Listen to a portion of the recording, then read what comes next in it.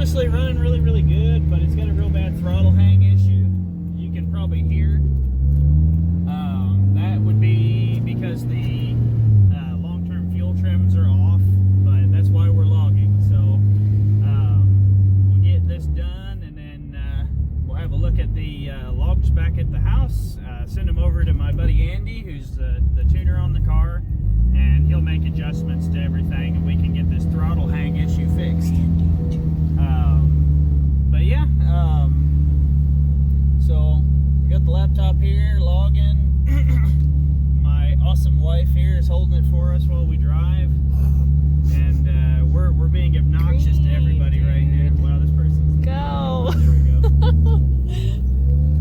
I'm sure everyone thinks we're obnoxious here because the throttle hang makes it sound like I'm just like revving it constantly for no reason. But that's okay.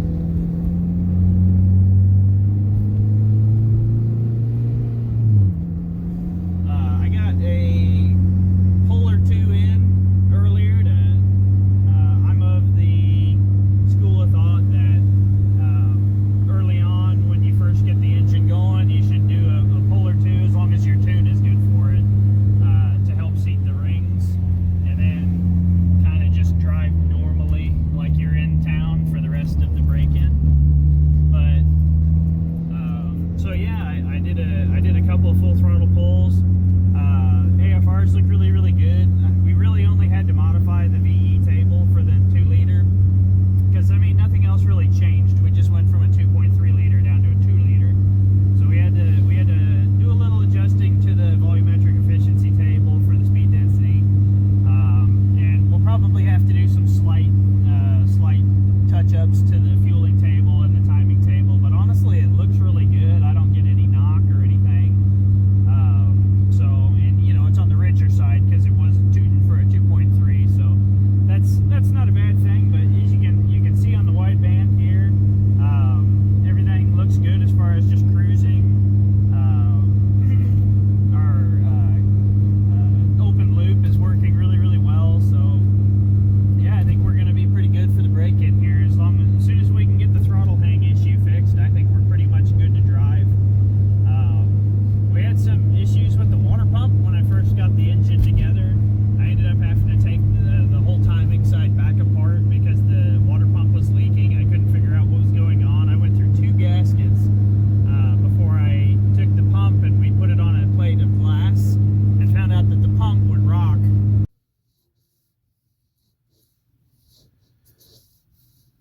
Man, that's so terrible. Rock the pump again like you did. Nice. So the machining on the pump wasn't very good, which is crazy because I've never had problems with a Gates part like that before.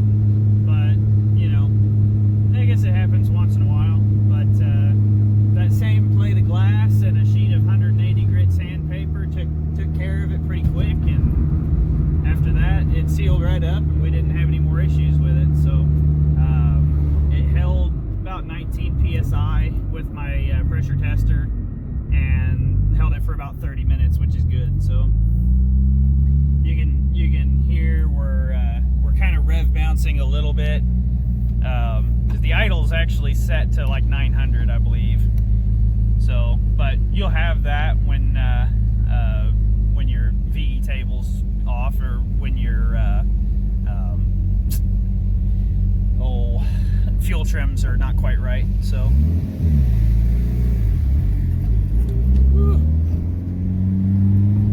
yeah, sometimes it doesn't want to go either, and then once it goes, then it wants to go.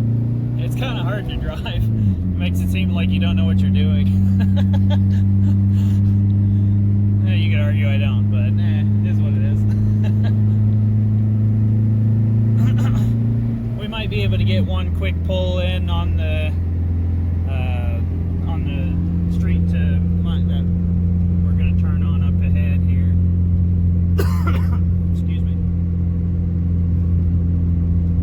Car's still as fumey as it ever was. Hopefully we'll get some of that fixed here soon too.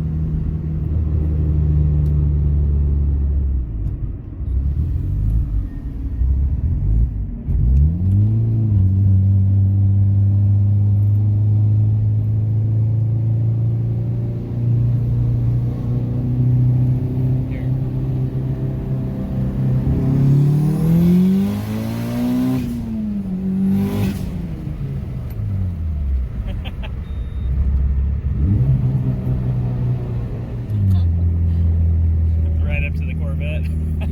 Just like, This is in kilometers an hour, by the way. Not, excuse me, fumey, not miles, so it's not as fast as it looks.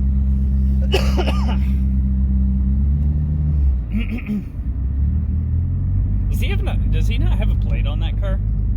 it could be in the window. Oh, maybe, I guess. If he has like a temp paper, it could be in the window. It's not in the I think that's a Z06. It's either a Z06 or maybe a Grand Sport, I'm not sure.